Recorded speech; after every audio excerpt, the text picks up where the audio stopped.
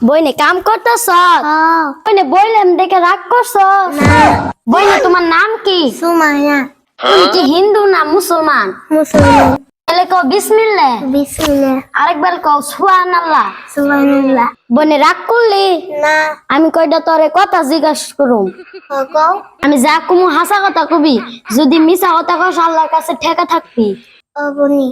তুই এমন একটা সুন্দর মেয়ে, সারাদিন সংসারের কাম করস, তাও তোরে এই বাড়ির মানুষে দেখার না, কথাটা কি হাসা কইলাম? তুই তোর সংসারের নিগে, তোর স্বামীর নিগে, তোর হাসুরের নিগে তুই এতটাই কষ্ট করস, তাও তুই এই সংসারে কোনো দাম পাস না, কথাটা কি হাসা কইলাম নাকি মিছা কইলাম? হাসাই তো। তুই সকালে ঘুম থেকে উঠস, স্বামীর সেবা যত্ন করস, হরি হাসুরি কে সেবা যত্ন করস, তাও তুই তোর স্বামীর চোখে দুই চক্কের কাঠা। কথাটা ঠিক কইছি?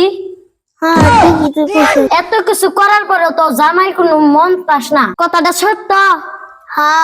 হাসা কইলাম, বইনে রাগ করলি? না না। তোর অসুখ বসুখ কইলে তোর হাসুরিতে কয় ঢং করতাছে, কথাটা কি হাসা কইলাম? রাগ করলি? না। তাহলে আরেকবার কও সুবহানাল্লাহ। সুবহানাল্লাহ। তাহলে আরেকবার কও আলহামদুলিল্লাহ। আলহামদুলিল্লাহ।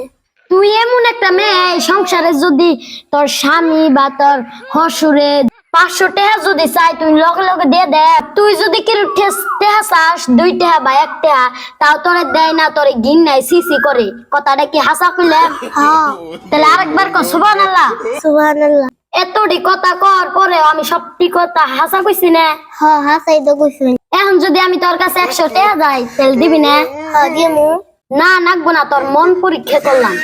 তোর আমি একটা গাছন তো দেখলাম, তো এই গাছন তো তোর কোমরে বাঁধে রাখবি, নি তোর কোমরে বাঁধে রাখবি। এখন যদি তোর ঠেনে আমি 200 টাকা চাই, তাহলে তুই দিবি না? দিমু। তাহলে দে। এই দিন যা, তোর সবকিছু সমাধান হয়ে যাবো আজকে থনে। তো গাইস, একটা কথা মনে রাখবেন, এইভাবে মেলা মানুষে বাড়ির মেয়ে ছেলে খুব ঠকে যায়। এই মেয়ে ছেলে মানুষের থেকে সতর্ক থাকবেন। তো আমাদের ভিডিও যদি ভালো লাগে একটা লাইক আর একটা শেয়ার দিবেন।